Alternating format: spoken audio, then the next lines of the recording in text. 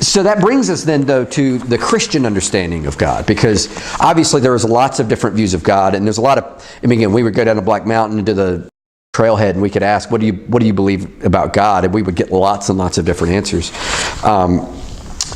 So then the question is, if there is a God, how has he revealed himself? And we talked about it with the Bible, that he's revealed himself in creation, but he's also chosen to reveal himself more specifically in special revelation through his holy word.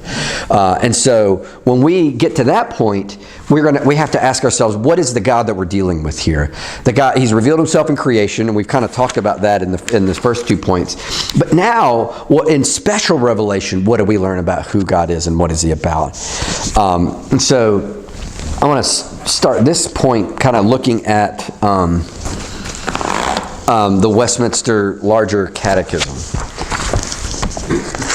And if you remember, the Catechism is sort of is taking the confession, which is sort of spells out the belief, and putting it into a question and answer format so you can learn it. Learn the stuff one piece at a time. And so the question 7 of the Westminster Catechism says this: what is God?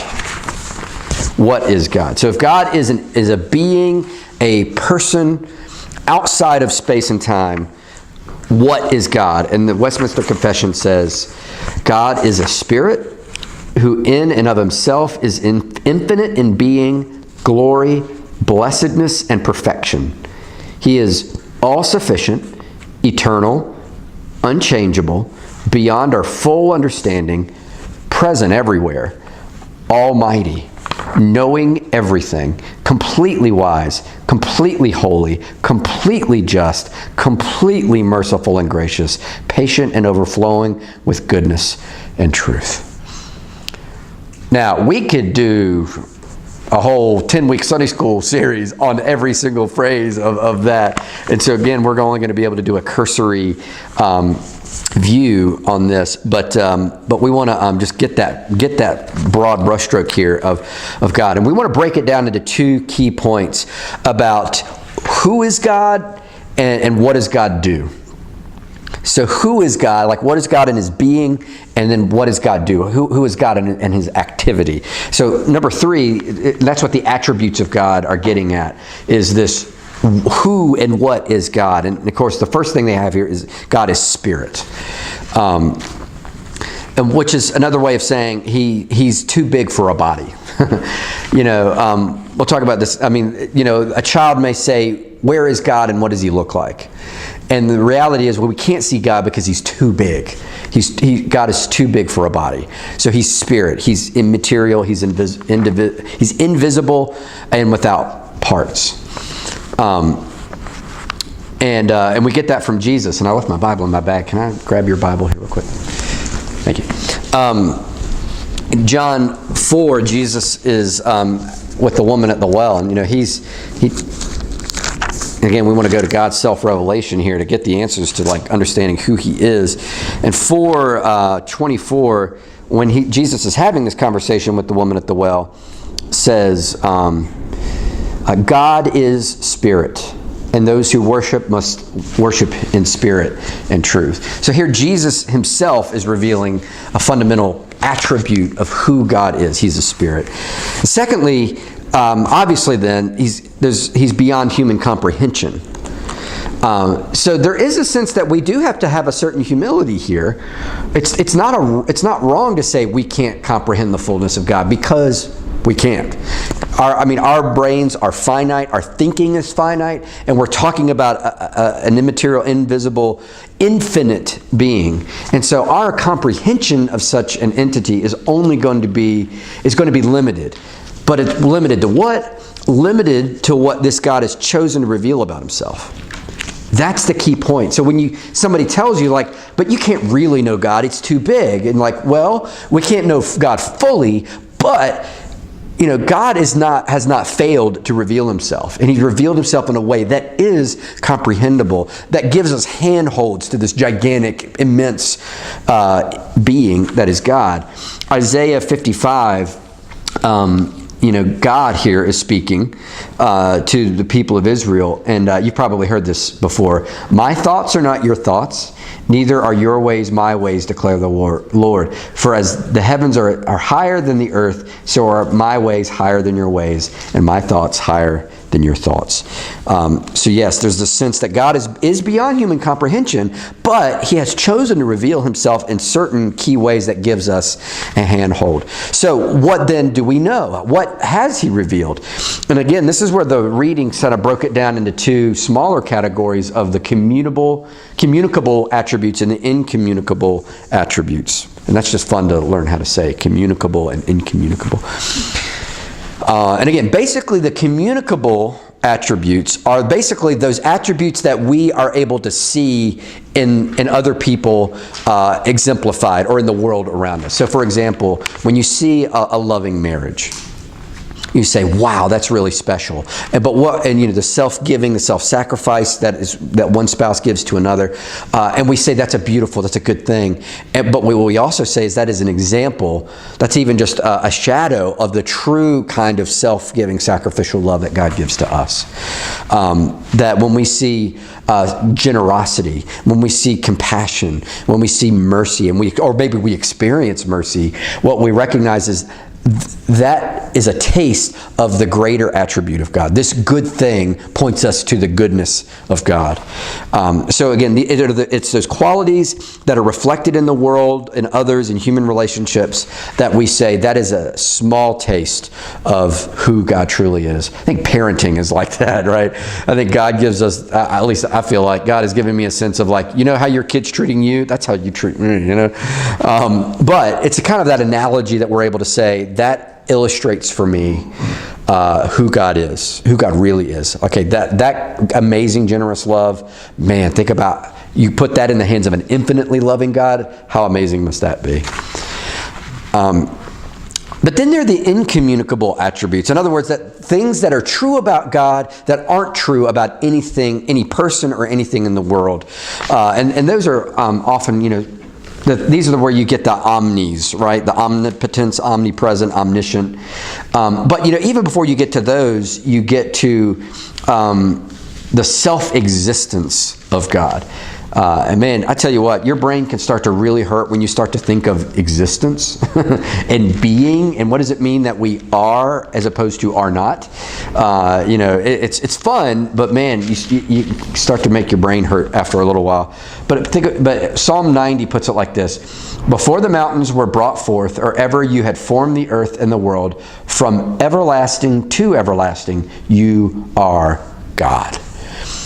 Another way to think about it, when Moses is sent to go rescue the people and says, all right, God, what's your name? Who should I tell them is coming? And God's answer is, I am. Or I am that I am. And it's the sense of God is isness. God is existence. And that there is only existence because this eternal God is self-existent. Another way to think about that is that God has no beginning.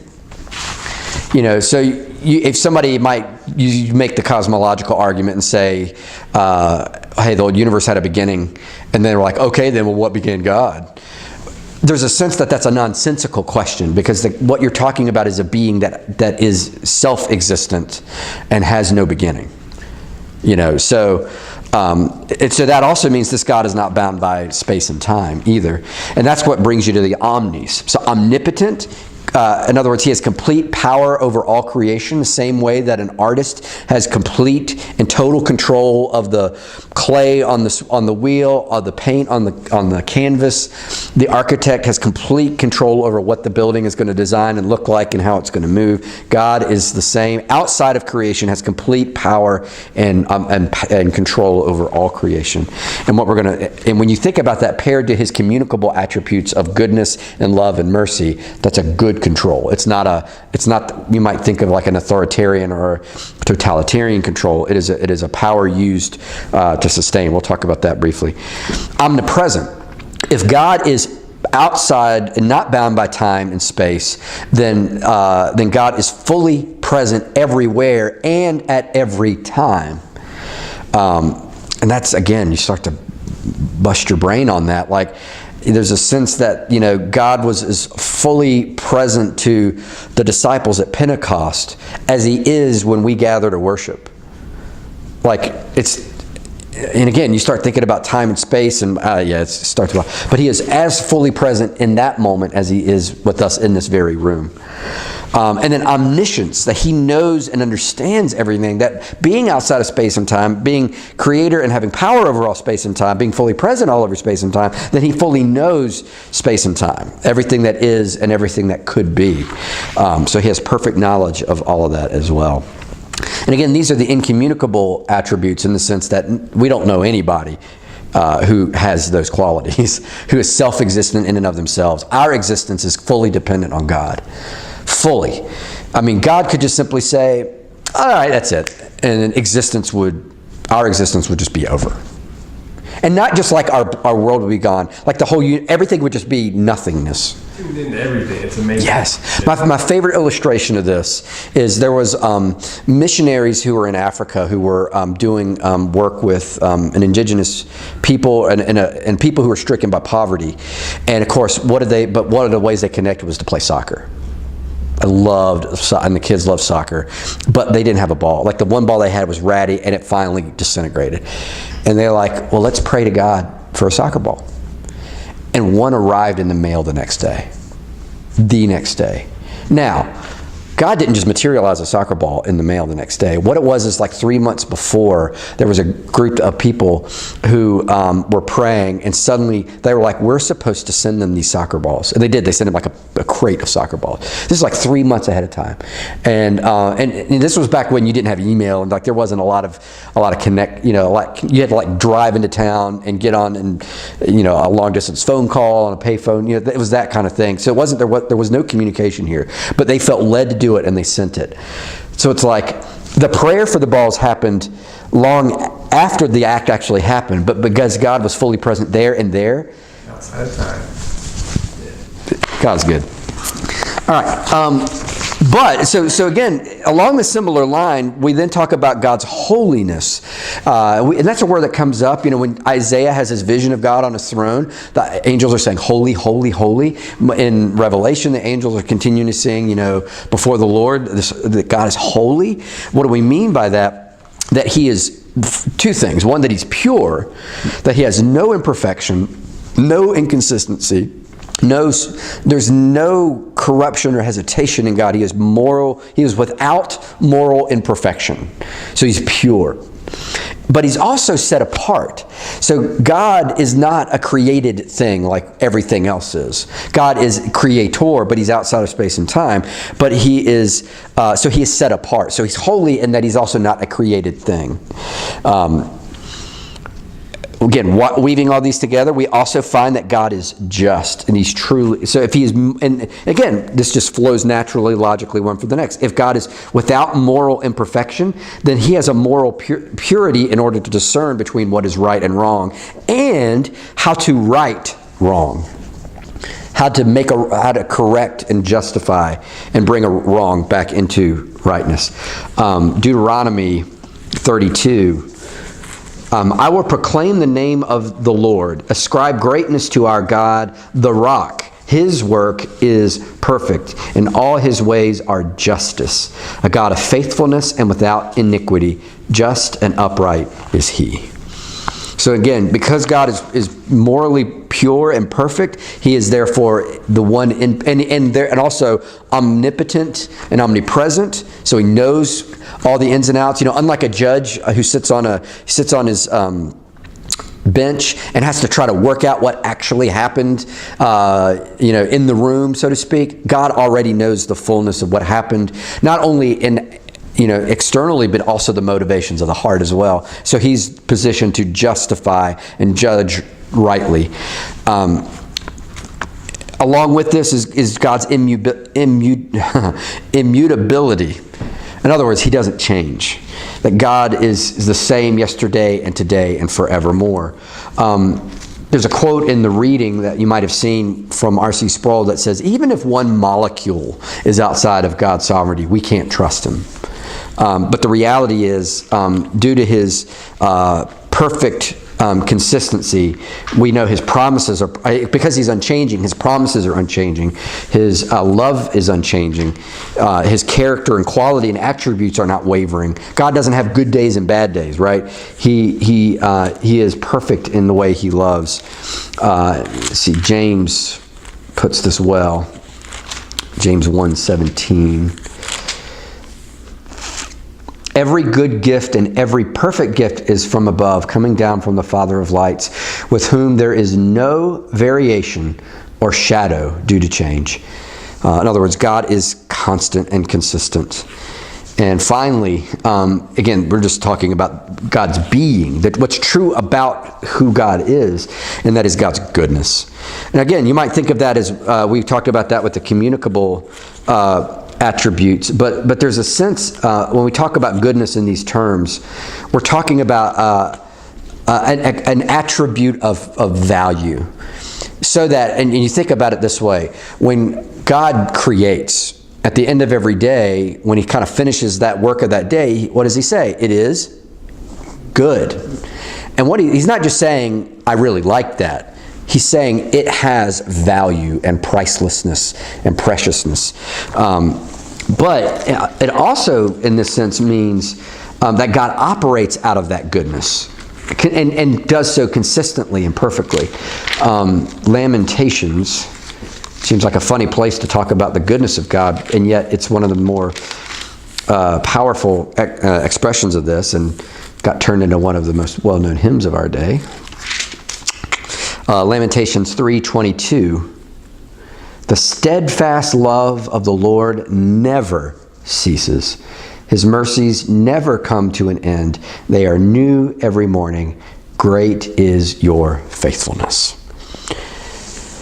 So, that was a nutshell of who God is, but how do we know God in terms of what he does?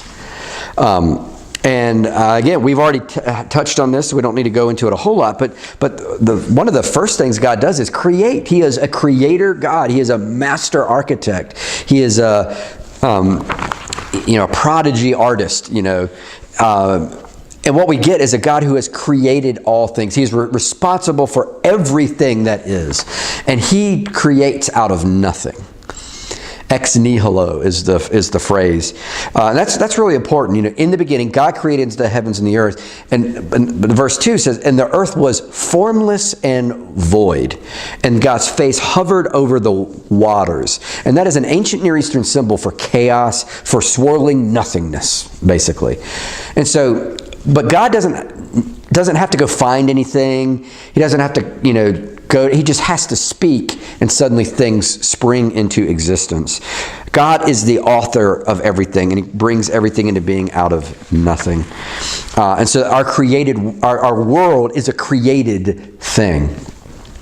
Now, again, there are different worldviews in the world that come into play here that you've kind of got, listed here in your notes. One being naturalism. And naturalism is the worldview that basically says the material world is all there is.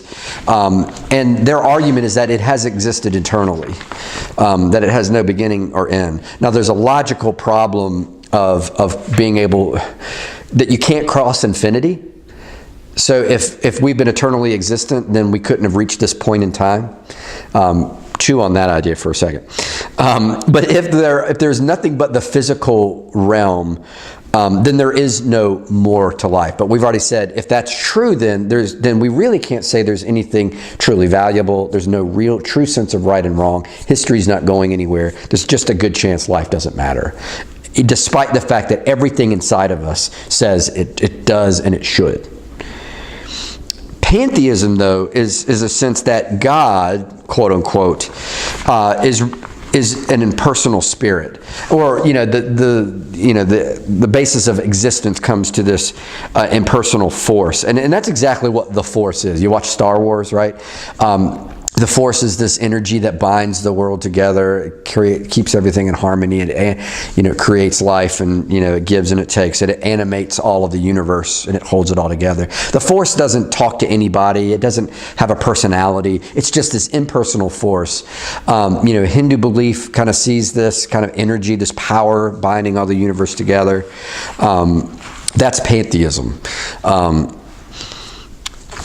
Deism says that there is a God who created everything, but that God is not interested in its ongoing workings. The most common illustration is this is the watchmaker God. That God, put the world together. It's an intricate world. It had to have a God that put it together, but he puts all the gears and then he winds it up, and then he sets it down and lets it run. That's a deist view, is that, yes, there's a God, but God's just not really all that worried with the clock. After it's created, he's wound it up, and it's just going to go until it runs out. There's another view that's become popular in the last couple of decades called open theism, that firmly believes that God created the world, firmly even can believe that Jesus is the Son of God, the Savior of the world, but that God has created us with a free will. And if that is true, if we're truly going to be free, then God has not predetermined anything that's happened in the future. Because if he has, then he's removed agency from us. He's removed from us the ability to make choices. Because if something is guaranteed to happen, then no matter what we choose, it's going to happen. And what it is it's trying to reconcile the compassion and love of God to not force anything on anybody. But it comes into deep tension with God's sovereignty and God's power. So the idea is that God created us with free will, so that out of love, he makes the future conditional on our actions, and so therefore even he doesn't know what's going to happen. But again, there's some serious problems with reconciling that with other pieces of Scripture. So God is the creator of the world and has set it up to work in a certain way. Secondly, there are two attributes of God in the way he interacts with the world that attach to some of the things that we've just talked about. One, that God is transcendent, that he's outside of space and time, that he's not contingent on anything that's happening in the universe. There's another way of saying God doesn't have to do anything. He's completely free. He's completely self-existent, completely self-contained. He doesn't need anything. So God is completely and ultimately transcendent. And yet, God chooses then to come into time and space to meet us where we are. So in that sense, he is also immanent. He's transcendent, but chooses to enter into space and time to be involved in creation and to be involved even in relationship. And so we're not pantheists, because God is interested in what's happening in space and time. We're not deists in that way too. Not only that, he is interested in being known. For us to know this God and to have a living relationship with him. And I'm sure Richard will talk a little bit about being made for that. So God is transcendent, but he also chooses to break in. So that's also something important about God, that he's a God who's motivated and interested. He's completely free and yet chooses to enter in.